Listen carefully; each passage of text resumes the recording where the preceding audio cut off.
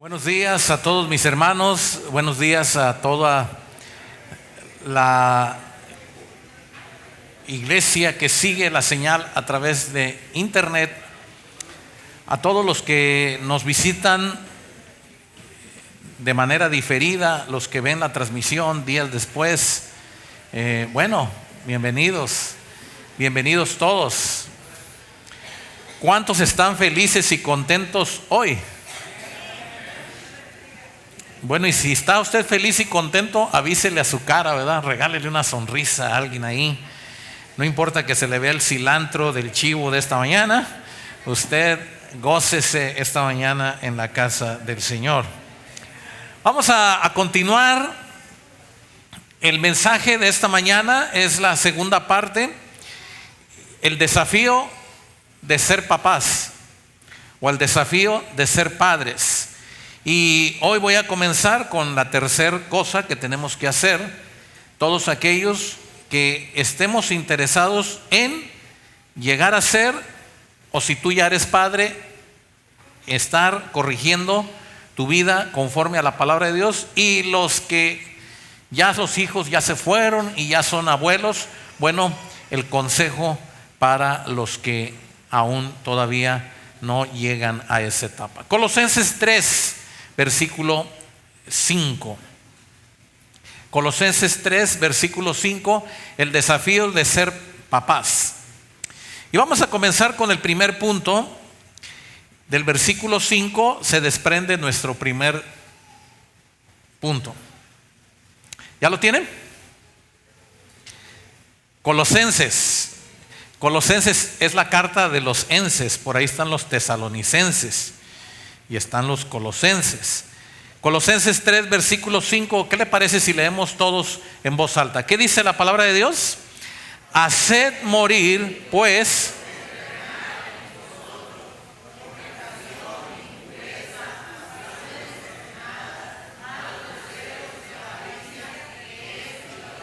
otra vez, leamos. ¿Qué dice? Haced morir, pues,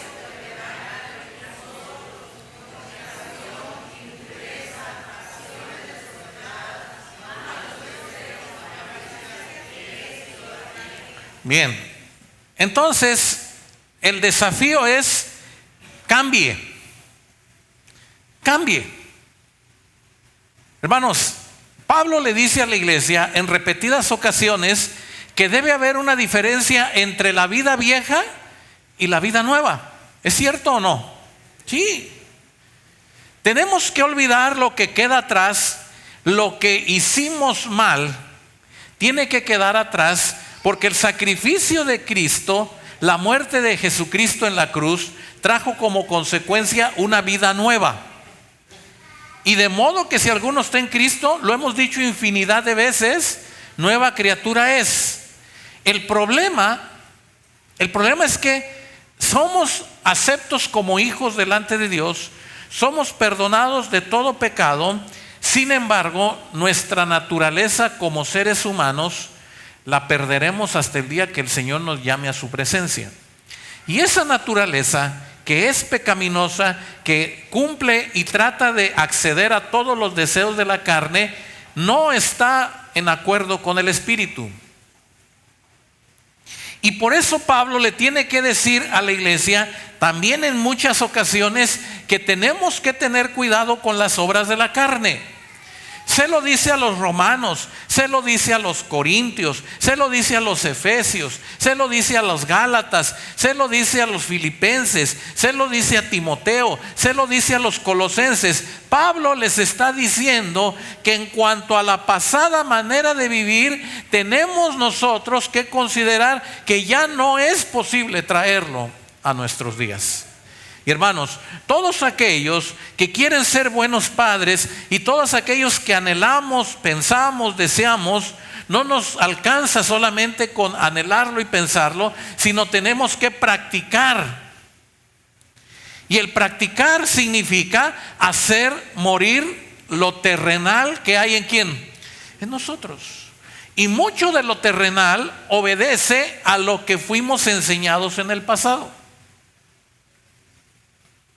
Y de eso hablé el domingo anterior, Y les dije cómo los padres, los abuelos han transmitido cosas a los hijos y muchas de esas cosas no son cosas buenas.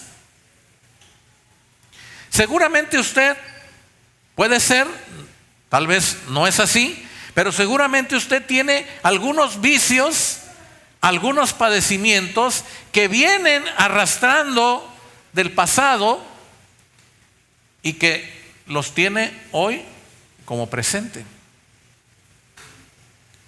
Por ejemplo, cuando hablamos de la palabra de Dios, hermanos, la palabra de Dios desnuda. La palabra de Dios desnuda nuestra intención del corazón. Vamos a Colosenses 3:5. Pablo es muy claro y le dice a la iglesia: haced morir pues lo terrenal en vosotros. Número 1, ¿qué dice? Ahora, esto, hermanos, esto que viene Pablo a poner en el lugar número 1, esto es lo que más se hereda y lo que más se transmite de los padres a los hijos, a los nietos, a los bisnietos. Hoy en día, si hay algo con lo que se lucha en la medicina, es con los hijos no deseados. Y normalmente los hijos no deseados no están en el hogar ni en el matrimonio, están fuera del hogar y fuera del matrimonio. Y la ley principal y las leyes secundarias que tratan con el aborto están enfocadas a favorecer la fornicación. ¿Sabía usted eso? Porque todos aquellos que practican y ejercen su sexualidad desde cualquier polo, sea hombre o sea mujer, tienen una responsabilidad, se tiene una responsabilidad, y no es posible, hermanos, que se repita el patrón del libertinaje que tal vez usted practicó. Y tal vez usted no está preocupado, tal vez usted no está preocupada, porque usted dice: pues finalmente yo así fui, y así me educaron mis padres, y así educaron a mis papás, y así educaron a mis abuelos, y bueno, esto es normal. Yo lo único que les digo a mis hijos es que se cuiden de no tener hijos. Mire hasta dónde llega su condición de padre. La palabra de Dios no nos dice necesariamente que solamente su responsabilidad como padre es diciéndole a sus hijos los métodos anticonceptivos, porque si usted se enfoca en eso, usted le está dando carta abierta ¿de qué? De fornicación. Porque usted le está diciendo: no importa, solamente ¿qué? Y eso dice la ley hoy para la educación en las escuelas. Sexo seguro. No importa si empiezas a los 12, a los 13, a los 14, a los 15. No importa tu vida sexual, no importa cuántas parejas tengas, solamente cuídate. Y usted y yo, hermanos, que estamos en este mundo, dice la palabra de Dios que nuestra obligación, el desafío para usted como padre, es hacer morir eso que no está en acuerdo con Dios. Y lo que no está de acuerdo con Dios, Dios lo aborrece. Y usted y yo podemos ser aborrecidos en nuestra función de padres si usted y yo no estamos haciendo lo que dice la palabra de Dios. La vida antigua, la vida del pasado, nos enseñaba que no había problema, no pasa nada, que al cabo son novios, son novias, y bueno, yo nomás con que ya se cuide y todo está bien, y ya están grandes. ¿Eso dice la palabra de Dios? No. Y la palabra le dice a usted y a mí, a través de Pablo, no solamente que exhortemos, dice: esto manda y enseña. Es un mandato de Dios. Y dentro de las cosas que tenemos que cambiar, no solamente Pablo habla a la iglesia en Colosas de fornicación, sino que le dice impureza. ¿Y qué es la palabra impureza, hermanos? Todo lo que no es puro, todo lo que no viene de Dios, todo lo que viene del deleite de la carne y todo lo que viene del deleite del corazón. Y que este mundo lo ha puesto como algo bueno. Hoy a lo bueno se le llama anticuado y a lo malo se le llama bueno. Y todos los que somos precursores de lo bueno somos anticuados. Y todos los papás modernos son flexibles. Hermanos, ya no se tiene cuidado y es una preocupación que la iglesia tiene que tener conforme a lo que dice la palabra, que todos aquellos padres que están pensando en educar hijos conforme a la palabra, el desafío es no promover la fornicación, no promover la impureza. Y estas tres cosas, hermanos, tienen que ver con la vida sexual. Porque luego dice, pasiones ¿qué? ¿Y cuáles son las pasiones ordenadas? El hermano hasta la tos le dio ya. ¿Cuáles son las pasiones ordenadas? Miren, a veces leemos la Biblia y le damos la vuelta y no queremos explicar. La Biblia nos habla claramente, hermanos. ¿Por qué? Porque reconoce el autor, conforme al Espíritu Santo, que el cuerpo tiene pasiones y tiene emociones, ¿correcto? Hay algunos que dicen que sí, los demás serán marcianos, no sé, pero todos los cuerpos tienen emoción y pasión. Solo algunos dijeron amén. Pero Dios no prohíbe ni la pasión ni la emoción. Dios le dice al pueblo que está comenzando la historia de la vida, fructificados y ¿qué? Pero Dios les dijo, por tanto, el hombre dejará a su padre y a su madre y ¿qué? Y se unirá y los dos serán ¿qué? Pero ¿cuántos dice? ¿Los cuántos? Pero ¿cuántos producen una? Dos. Y hay muchachos y hay muchachas que ya van en el 14, en el 18. Porque todavía están probando a ver si se acomodan con alguno. Pasiones ¿qué? Desordenadas. Dios dice, en cuanto a la pasada manera de vivir, tenemos que reflexionar. ¿Y qué le estamos enseñando a nuestros hijos? No es jactarnos de lo que usted y yo nos funcionó en el pasado, hermanos. Porque si bien es cierto que el pasado ya no tiene mucha similitud con el presente que nos ha rebasado tiene que ser bien ordenado, bien establecido, bien confrontado con la palabra de Dios, y Dios nunca se va a equivocar. Yo sí me puedo equivocar. Es que en el pasado a mí me enseñaron así y yo, ya olvídese de en el pasado, diga qué Dios dice. Mira, hijo, te quiero decir lo que dice Dios. Te voy a advertir, cuídate de esto, cuídate de aquello. Dígaselo con todas sus frases, hermano. Hágalo responsable delante de Dios. David, Abraham, Jacob, Isaac, siervos del Señor, tuvieron que rendir cuentas de lo bueno y de lo malo. ¿A poco cree usted que nosotros no? Y nosotros vamos a rendir cuentas de lo que hayamos hecho y de lo que no quisimos hacer. Porque usted se quiso liberar. Y ese es el desafío de ser padres. Cuidar a los hijos de toda conducta inapropiada de sexualidad. ¿Está usted preparado para que su hijo o su hija le diga que es gay? Y ese es un tema que se aborda con los jóvenes y abordamos con los jóvenes. Y usted dice, primero me muero. No se va a morir. Y cuando su hija le tenga que decir que le gusta a otra muchacha en la escuela, y usted va a decir, ay, me voy de rodillas a la iglesia, primero me muero. Hermano, cumpla con su función de padre. Cumpla con su función de madre, enseñe todos los estatutos y decretos que Dios manda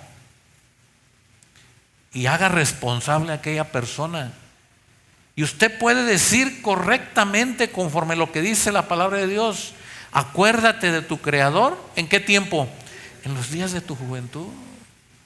Va a llegar el tiempo en que usted va a tener que recibir a su hijo, no lo sé, quizás producto de las drogas, del alcohol. ¿Está usted preparado para eso? Porque tal vez usted nunca se preparó, porque usted siempre pensó que su hijo era bueno. ¿Y sabe qué? Le tengo una mala noticia. Dios, en su plática con Abraham, le dice: ¿cuántos justos hay? ¿Cuántos? No hay justos. Por cuanto todos, ¿qué? Y están destituidos. Entonces déjeme decirle algo: usted no crea que sus hijos son buenos, y porque usted cree que sus hijos son buenos, nunca van a pecar. Esa es la mentira del diablo. Sus hijos pueden ser buenos ante sus ojos, pero si usted lucha con Satanás, ellos también. Si usted lucha con el pecado, ellos no, pero mi hijo es buenísimo. Ore por él. Porque el que cree, o el que piensa, o el que se considera firme, mire que no caiga. Hermanos, el nosotros tachar o tildar a nuestros hijos de buenos, de bondadosos, de amorosos, no les exenta de caer en pecado. ¿Quién en su sano juicio pensaría que grandes siervos de Dios pecaron delante de Dios? Nadie lo pensaría. Nadie estaría en su mente o en su corazón creyendo que alguien con esa historia de vida delante de Dios. Sin embargo, Dios lo puso en el libro sagrado, en la palabra de Dios, para que usted considere que todos nosotros tenemos el desafío. Si has decidido ser papá, si has decidido ser mamá, tienes que velar por tus hijos. Porque no hay exención, no hay consideración del diablo para ninguno. Los ataques de Satanás están a la orden del día. Enséñales a tus hijos la palabra de Dios. Y luego viene el versículo 5. Lea conmigo nuevamente. Acuérdese que este punto tiene que ver con cambio. Cambie usted su manera de pensar, cambie usted su manera de enseñar, cambie usted su forma de hablar con sus hijos, hágales entender lo que es pecado y lo que no es pecado. Versículo 5, leamos qué dice: haced morir pues fornicación,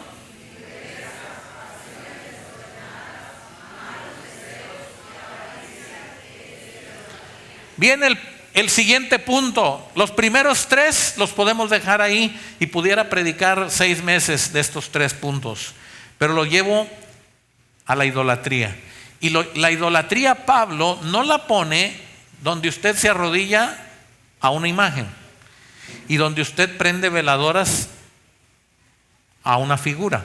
No. Pablo dice malos deseos y ¿qué? Malos deseos y avaricia, que es idolatría. Eso usted no lo había escuchado. Por lo tanto, usted puede ser un ¿qué?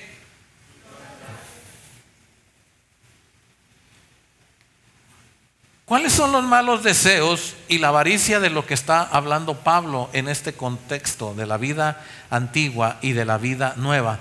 Los malos deseos son todas aquellas formas o estilos del pasado que usted todavía anhela.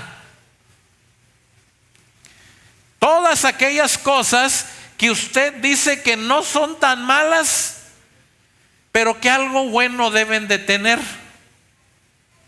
Por ejemplo, hay algunas personas que todavía tienen un vocabulario grosero y soez, pero solo cuando se enojan. Solo cuando le sacan de sus casillas. Y cuántas personas tienen todavía un vocabulario soez, grosero, vulgar. Hermanos, la palabra de Dios dice que esa boca no está hablando cosas buenas, está hablando cosas malas. Por eso dice mal decir. Significa decir cosas malas. Y esos son deseos, malos deseos, porque usted siente que diciéndole a su hijo de una manera, ese hijo no va a entender, se lo tiene que decir usted con groserías. ¿Y cuántos luchan con las malas palabras en su vida? Y al cabo que todos los dicen en un momento de coraje o de ira. No, hermanos, ese es un mal un mal deseo. Ninguna palabra de corrompida salga de qué. Y usted haga un ejercicio y ponga 10 pesos en un morral por cada mala palabra que tenga. A lo mejor se vuelve rico próximamente. Pero son malos deseos. ¿Por qué tiene usted que sacar malos deseos? ¿Por qué tiene usted que sacar malas palabras? No levante la mano. Si hay alguien aquí que tiene malas palabras, si usted lo sabe que tiene palabras, ¿qué dice la Biblia? Cambie. Porque usted no se da cuenta que algún día sus hijos van a hacer lo que usted está haciendo ahora. Y si usted no cambia por usted, hágalo siquiera por sus hijos. Pero la palabra de Dios nos llama a hacer morir lo terrenal que está en nosotros. Porque ahorita que dije malas palabras, a lo mejor usted dijo, mi tía. Ah, sí, mi mujer. Mi marido. Piense en usted. Luego anda como el ventilador aventando aire para todos lados. No, aviente para usted. Deje a los demás allá sufriendo de calor. Póngase el ventilador hacia usted y diga, yo soy el que tengo que cambiar. Cambie usted malos deseos, aquellas formas pasadas de vida, aquellas enseñanzas de que yo le digo a mi hijo, si te pegan, pega. Que al cabo la Biblia dice ojo por ojo y ¿qué? ¿Así dice la Biblia? Sí, pero el Señor dijo un nuevo mandamiento les doy hoy. Que os améis. Y si te hieren en una mejilla, eso no lo enseña usted. No, y yo le voy a pagar las clases de taekwondo y karate y kung fu y chun-li y no sé qué tanto y chacos y mi hijo tiene que saber defenderse. Y es más, si es posible que se compre una pistola.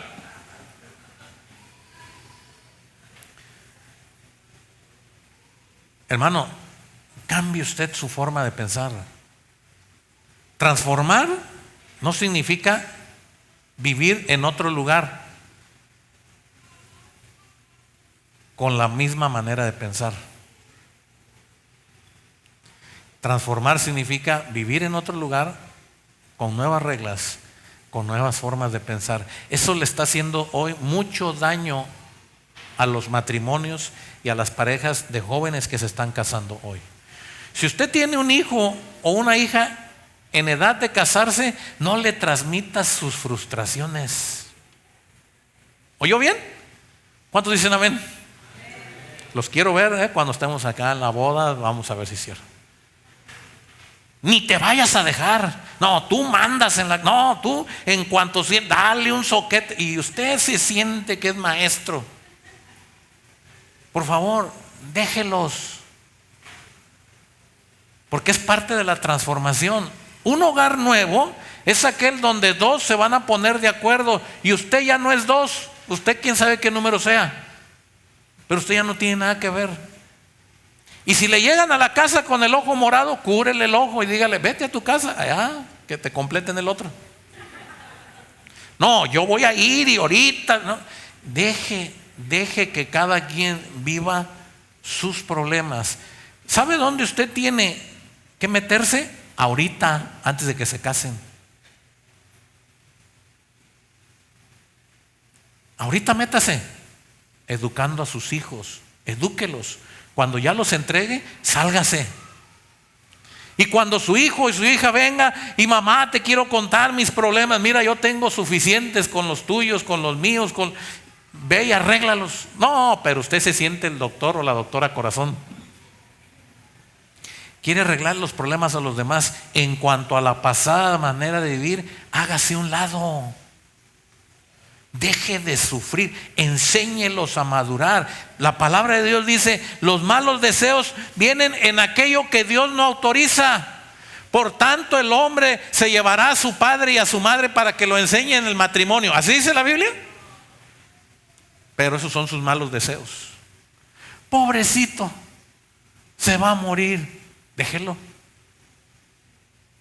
Y si se muere, entiérrelo. Y usted va a decir: pues usted está hablando. Creo yo, hermanos, que es el tiempo que como iglesia maduremos. Si queremos ser buenos padres, si tenemos el desafío de ser buenos padres, usted encárguese de ver cómo está a su interior. Y Pablo le dice a usted: haga morir lo terrenal. ¿Sabe qué dice Pablo más adelante? Dice: celos, pleitos, iras, enojos, chismes, griterías. Todo eso en lo que usted se mete ya cuando su hijo se casó. Déjelo. Trabaje ahorita. Si no están sus hijos casados, prepárelos ahorita. Malos deseos y avaricia. ¿Cuál es la avaricia? Es el pulso más escalofriante que tenemos hoy de nuestra juventud. Que mi hijo tenga el mejor teléfono. ¿Por qué no lo enseña a trabajar para que se lo compre?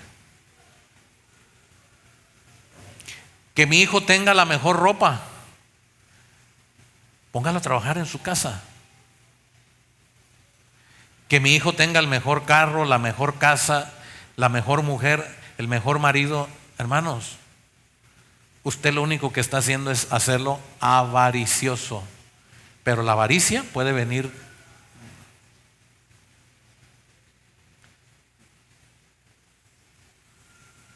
Yo no sé usted, pero yo sufro de ver estas escenas. Espero que yo nunca lo pueda ver. Y si no, primero que me muera antes de verlo, ¿verdad?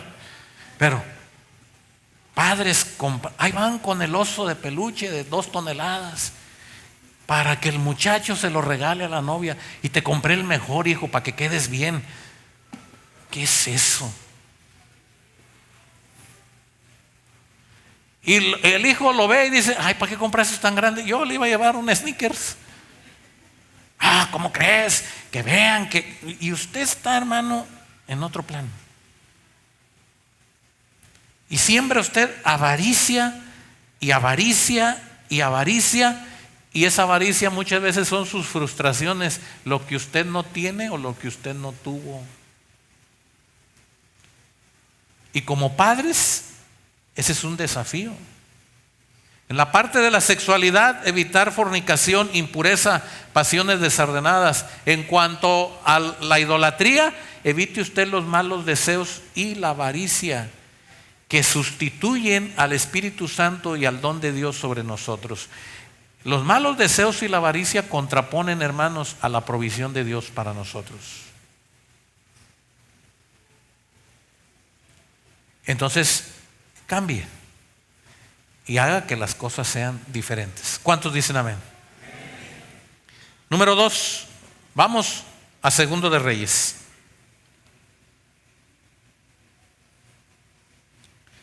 Capítulo 5.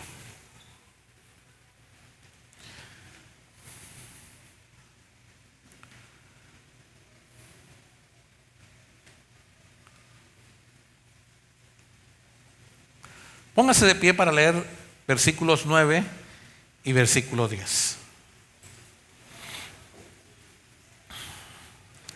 2 de Reyes 5, 9 y 10.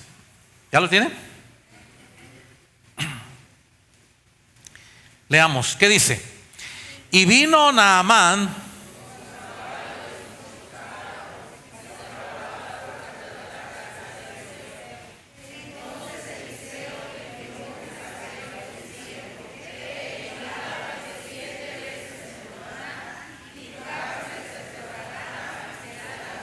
Otra vez, versículos 9 y 10, ¿qué dice?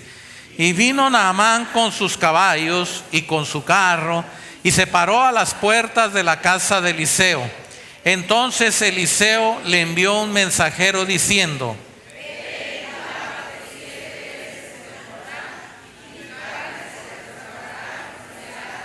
pueden sentarse. Número 2, esta mañana, acepte el tratamiento de Dios. ¿Escuchó bien? Otro desafío como padres es: acepte el tratamiento de Dios. Hay un profeta que está sirviendo ya delante de Dios y es el profeta Eliseo. Y se ha escuchado la fama de lo que Eliseo está haciendo bajo el poder de Dios.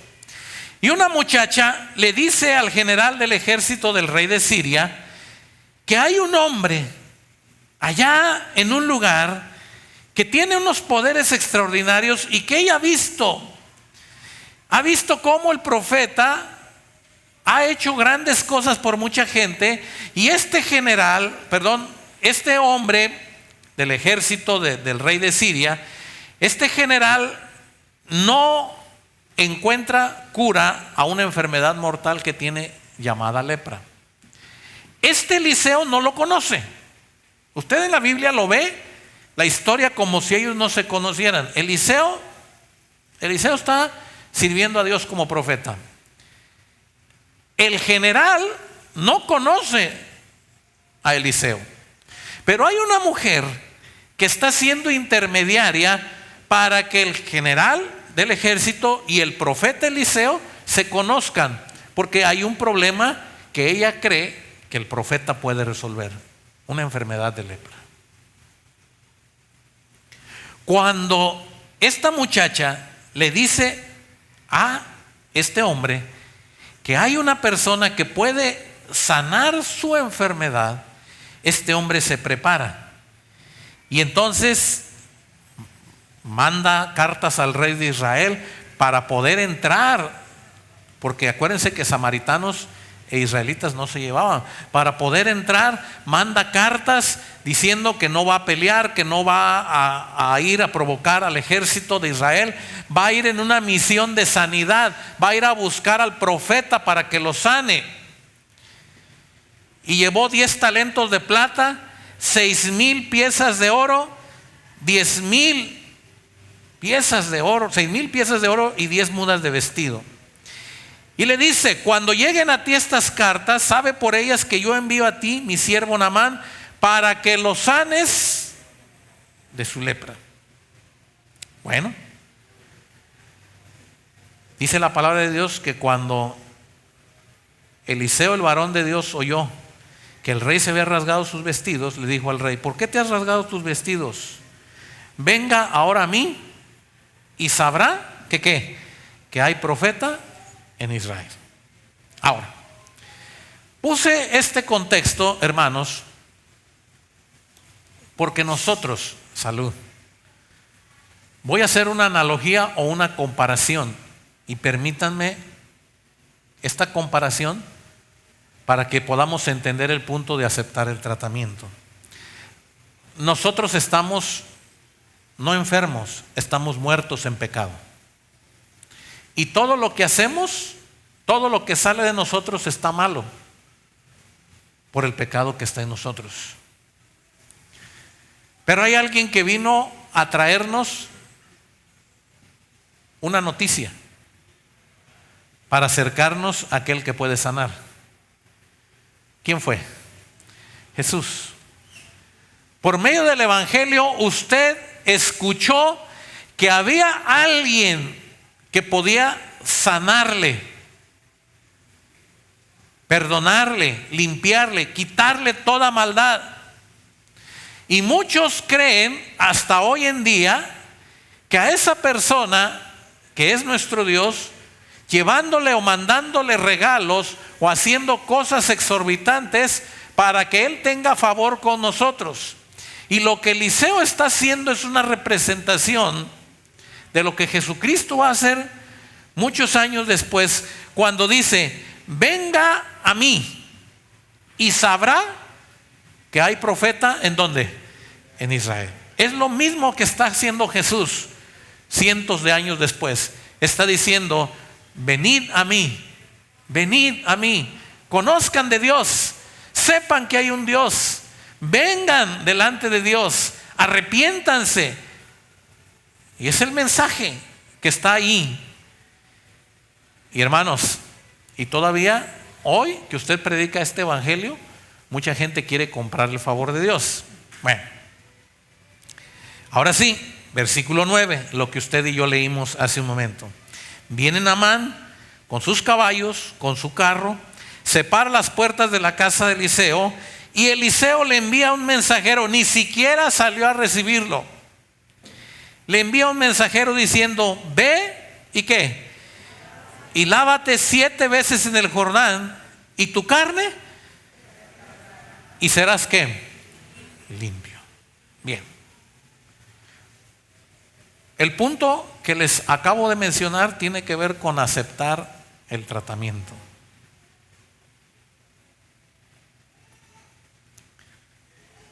Cuando fallamos, cuando nos equivocamos, cuando estamos haciendo las cosas mal,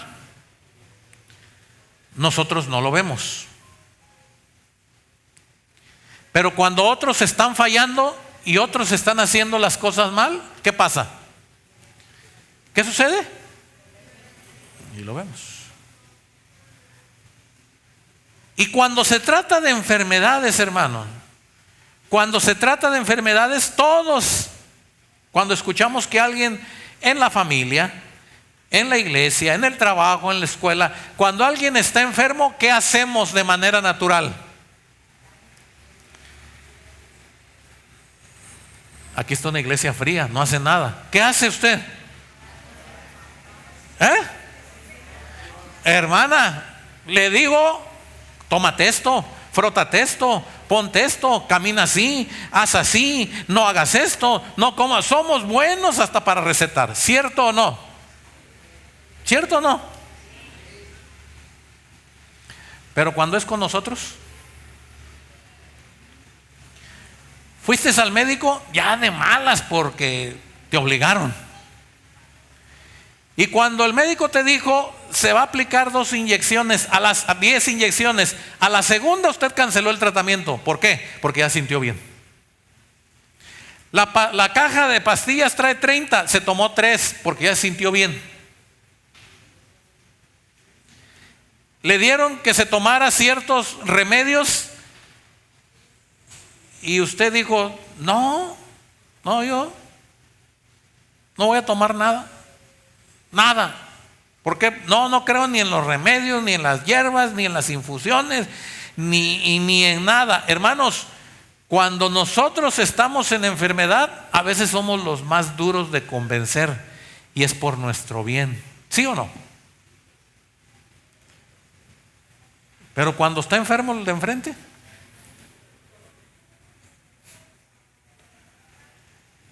mi mamá ya no está con nosotros, está en la presencia del Señor. Pero antes de morir yo tuve unas diferencias que mi madre respecto a lo siguiente. No crean que peleamos ni nada, pero cuando mi mamá nos veía enfermos, nos decía: te voy a hacer un caldito de pollo.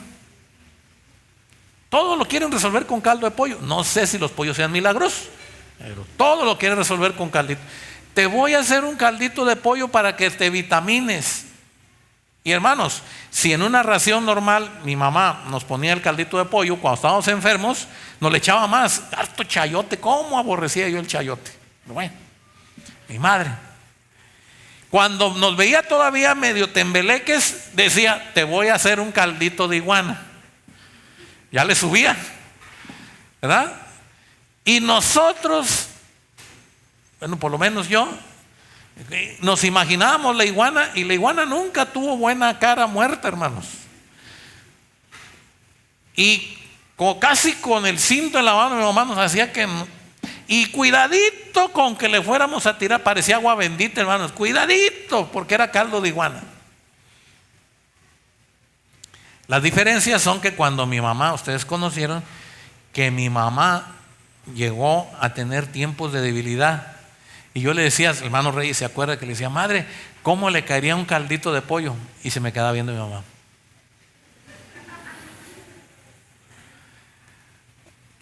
Madre, y si le consigo unas iguanas, ni se te ocurra. Y yo le decía, madre, pero cuando éramos niños, usted nos daba, había un aceite de hígado de bacalao, hermanos. Ay, desde que veíamos el frasco entrar en la casa, caía la maldición del bacalao sobre nosotros, porque era acabarnos el frasco. Cada destapada y si olerlo a la distancia nos causaba mal, ingerirlo, se nos movía todo el esqueleto. Y yo le dije a mi madre, madre, una aceitita de hígado de bacalao, ni se te ocurra. Y entonces le dije yo a mi madre, a ver, madre, ¿y por qué cuando nosotros éramos niños, por qué usted a fuerzas, porque soy su madre, y a mí eso no me gusta? Mire cuánto tiempo después lo vine a descubrir, que lo que a usted no le gustaba, usted nos lo daba a nosotros. Hermanos, cuando hablo del desafío de ser padres, antes de que usted se erija como juez, maestro y como un castigador de sus hijos, primero usted acepte el tratamiento para usted. ¿De acuerdo? Antes de que usted le diga a su hijo, vas a ayunar 40 días, ¿usted ya ayunó 40 días? Vas a leer todo el libro de los Salmos. Allá en la iglesia dijeron, ¿y usted ya lo leyó? Vas a amar a tu prójimo porque así dice la Biblia y porque así te dijo la maestra Amparo y así te dijo la maestra Brenda. Y el niño le va a decir, mamá, tú no amas a la vecina. Pero ese soy yo, esa es otra cosa.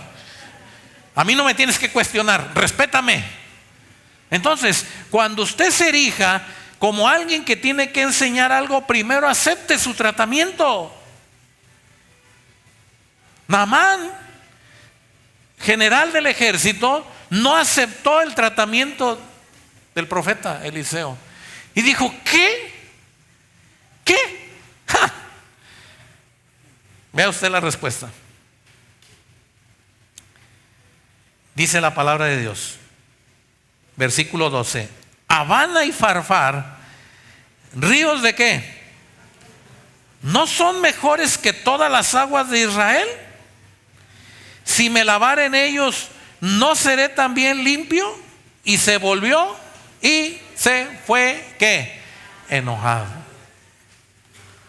Hermano, saque la jeringa, prepárela, inyéctese usted, no ande inyectando a la demás gente. ¿Oyó bien?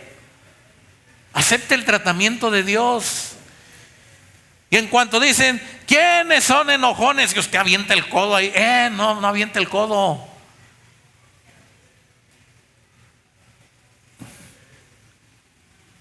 Porque lo primero que hizo Adán con Eva fue la mujer que ¿qué?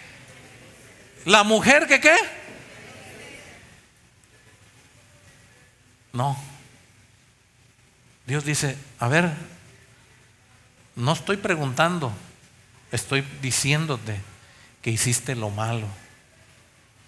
Y hermanos, el desafío de ser padres es que cuando Dios te va a disciplinar, te va a corregir, tienes que aceptar tú primero la disciplina que viene de Dios para ti.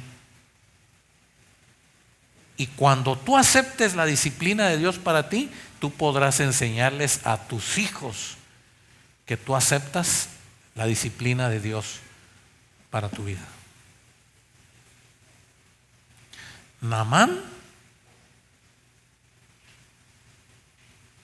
dijo, hay cosas mejores, hay aguas más limpias donde yo me puedo bañar.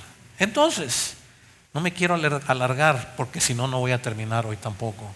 Hermano, usted acepte el trato que Dios tiene con usted. No le eche la culpa a nadie más. David cuando pecó, No fue y le dijo al Señor: Señor, es que Betsabé, mira que se fue a bañar ahí frente a mi ventana. Nunca le dijo así. David dijo: en pecado he sido formado y yo he hecho lo malo ante tus ojos. David está aceptando el tratamiento que el profeta le dio, cuando el profeta le dijo: tú eres ese hombre que has hecho lo malo ante los ojos de Dios. Si usted quiere ser un buen padre, una buena madre, no rehúya a la disciplina que Dios tiene para usted. No rehúya en primero cambiar usted, porque no puede haber un cambio en sus hijos si primero no lo hay en usted. Y cuando el hijo venga delante de usted y le diga: papá, ¿por qué? Mamá, ¿por qué?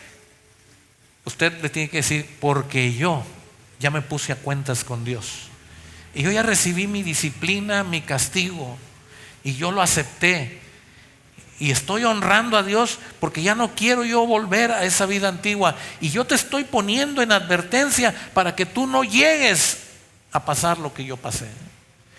Y cuando te toque el tiempo, acepta la disciplina y el castigo de Dios. Pero hoy en día lo más común que se escucha es: ¿por qué a mis hijos? ¿Por qué Dios no me lo hace a mí en lugar de mis hijos? Entonces quiere decir que usted no está aceptando el tratamiento ¿de quién? De Dios. Acepte el tratamiento de Dios. Quiero terminar y quiero concluir este tema, el desafío de ser padres, con un punto que implica dos cosas. Y si usted está notando, si usted está guardando esto en su corazón, recuerde lo siguiente: elección y voluntad. A manera de conclusión, el desafío de ser padres: elección y voluntad. Hay algo que se ha dicho durante mucho tiempo en la teología cristiana, en las enseñanzas de la doctrina cristiana, y es que fuimos creados a imagen y semejanza ¿de quién? De Dios. Tenemos los atributos de Dios, pero muchos de los atributos de Dios no fueron transmitidos a nosotros. Por ejemplo, nosotros no somos eternos. Nosotros no tenemos la capacidad de mirar el pasado, el presente y el futuro. Dios sí. Ese atributo no nos pasó a nosotros. Y de tal manera que nosotros fuimos creados a imagen y semejanza de Dios, Dios en nuestro diseño puso algo que nosotros podemos respetar en el corazón de Dios. Si algo puso Dios, es que Dios dejó en nuestras manos elección. ¿Qué dejó en nuestras manos? ¿Qué dejó? Elección. Algunos le llaman libre albedrío. Yo se lo traduzco así: la capacidad de elegir. Dios nos diseñó con una capacidad de decidir. Y la capacidad de decidir está asociada al Espíritu que mora en ti. De tal manera que si tú eres un hijo de Dios y el Espíritu Santo está en ti, tu capacidad de decisión es más fácil que aquel que no tiene al Espíritu de Dios. Porque conociendo a Dios, tú sabes lo que debes de elegir. Y Dios puso eso desde el huerto de Edén. ¿Qué les puso a Adán y a Eva para elegir? ¿Qué les puso? Un árbol que tenían que ver en algún momento de su caminar en el huerto. Dios puso un árbol ahí, y hay gente que estudia la Biblia y dice: no, pues Dios, si no quería que pecaran, pues les hubiera quitado el árbol de ahí. ¿Para qué se los puso? Repito, porque Dios en nuestro diseño de humanos, Dios dejó algo, una libertad, que aunque no somos nosotros todopoderosos, ni tenemos la capacidad de ser como Dios. Dios nos obsequió, nos regaló una libertad, la libertad de elegir. Y en esa libertad de elegir hemos encontrado todos los más grandes fracasos que usted y yo podemos conocer. Pongo un ejemplo. Dice la Biblia, en uno de los relatos del Evangelio, que un hombre construyó su casa sobre la arena. Y otro hombre construyó su casa ¿sobre qué? Sobre la roca. ¿Qué hicieron estas dos personas? Construir. Pero eligieron terrenos ¿qué? Diferentes. Uno se fue a la arena y el otro se fue a la roca. A los dos los azotaron los vientos. Y las consecuencias de su mala elección vino con los vientos. ¿Qué pasó? Ahora, me vine muy cercano, me voy a ir hacia atrás. Abraham y Lot tuvieron problemas con sus criados por el agua. Y Abraham le dice a Lot, ya no podemos caminar juntos. Escoge. Si tú vas a la derecha, yo voy a la izquierda. Y si tú vas a la izquierda, yo voy a la derecha. No hay otro cuadro más representativo de elección. Porque en ese cuadro de Abraham y Lot, Dios pone algo que va acompañado de la elección. Y son los ojos. ¿Con qué eligió Lot? ¿Con el corazón? ¿Con la mente? ¿O con los ojos? ¿Con qué? ¿Con qué? Voy a ver si es cierto. ¿Usted cómo escogió a su mujer o a su marido? ¿Ya se atoró, hermano? Ay, yo vi ese chaparrito gordito y dije, ese es para mí. ¿Te lo vio? No lo escogió con el corazón, decir, me llegó una corazonada aquí. Tengo una corazonada. No, hermano, no le llegó de corazonada. ¿Cómo eligió usted? Bueno, eso espero que haya sido así. ¿Y si usted estaba ciego? Ojos que no ven. ¡Ah, qué bárbaros! Hermanos, la elección, Dios puso estos ojitos en usted para ayudarle a elegir. Por eso Dios dice, ten cuidado con lo que miras. Porque yo no miro con lo que tú miras. Yo miro el corazón. Por eso nosotros tenemos problemas de elegir. Porque nosotros siempre vamos a elegir con los ojos. Y muchas veces no vamos a hacer caso ni de la mente ni del corazón. El problema es, hermanos, el problema se desprende cuando en nuestra elección nosotros lo combinamos con algo que no son los ojos. Lo combinamos con la voluntad. Y normalmente la voluntad opaca la elección. Pablo lo dijo así. Lo que quiero hacer, ¿qué? No lo hago. Y lo que no quiero hacer, quiere decir, hermanos, que muchas veces tú eliges hacer algo, pero tu voluntad te opaca. ¿Y qué?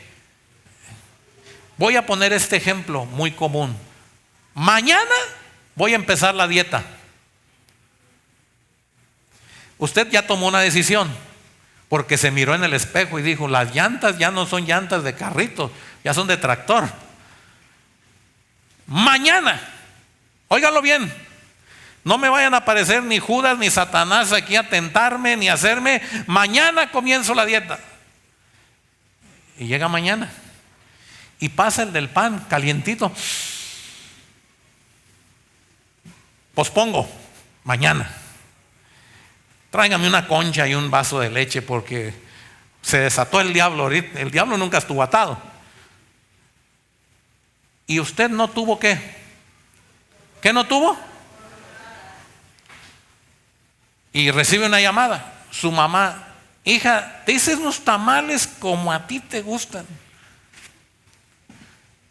Mamá, pero es que estoy a dieta. Hija, ¿me vas a despreciar unos tamales?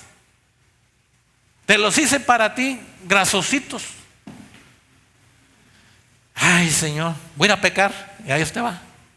Ya se echó su concha a la mañana, su pan, su leche, su atole, y ahora va por sus tamales.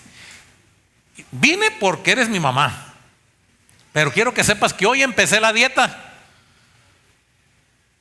Pero como ya no respeté el almuerzo ni la comida, mañana.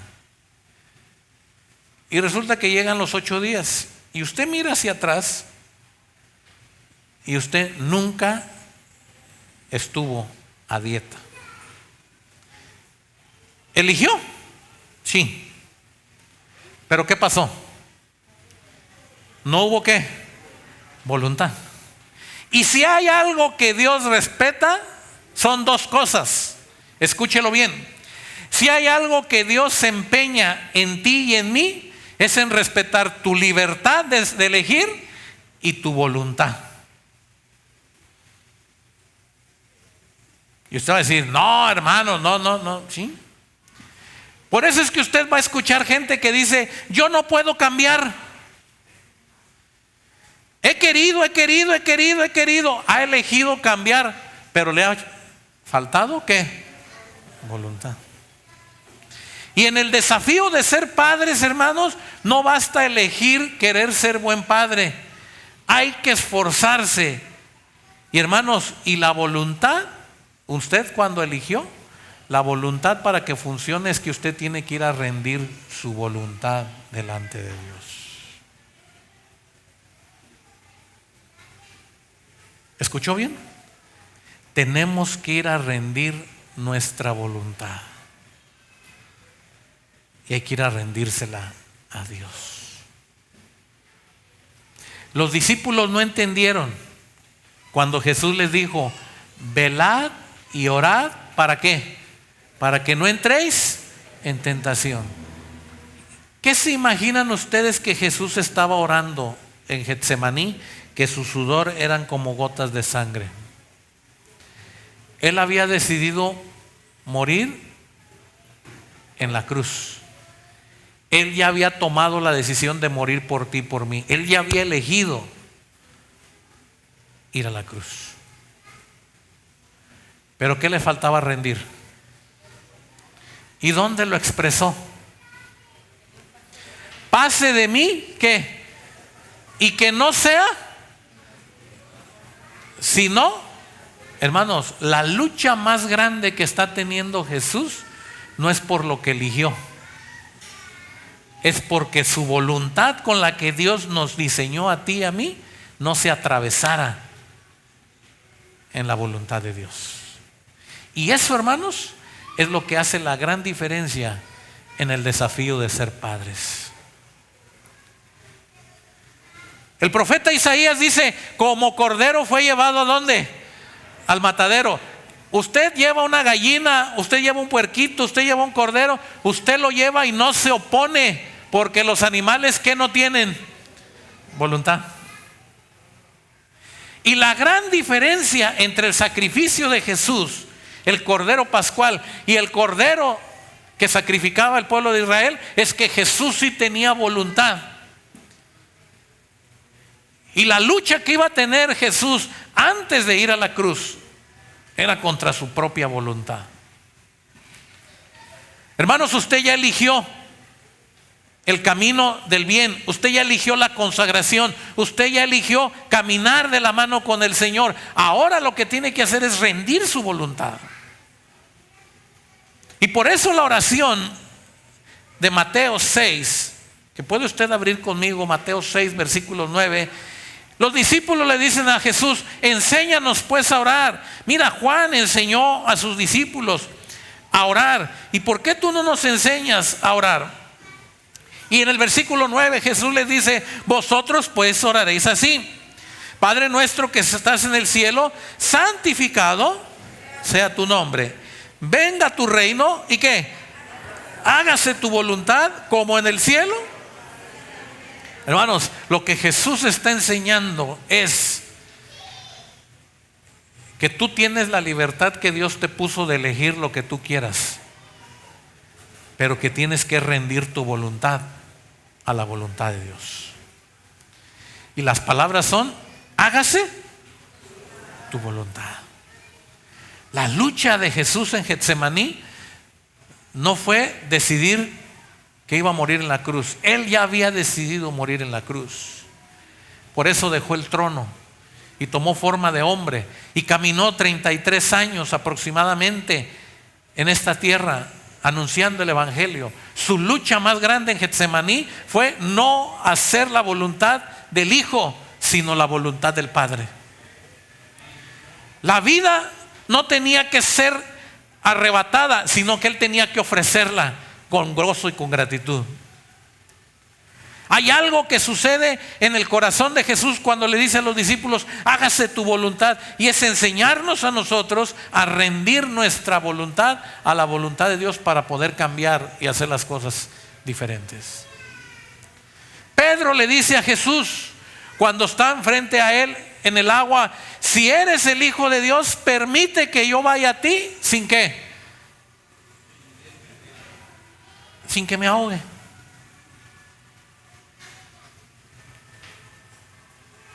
Y Pedro, hermanos, está rindiéndose a Jesús. Si eres ¿qué? El Hijo de Dios, tú vas a permitir que yo camine sin que me ahogue. Y cuando Pedro rinde su voluntad a Jesús, Jesús le dice ¿qué? Ven. Cuando tú rindes tu voluntad al Padre, el Padre siempre te va a decir: ven. Porque ahora ya no caminas según tu voluntad, ahora estás caminando según mi voluntad. Y la voluntad de Dios para Pedro fue que Pedro fuera el único hombre sobre la tierra hasta hoy que pudiera caminar sobre las aguas sin ahogarse. Esa es una muestra de la voluntad de Dios.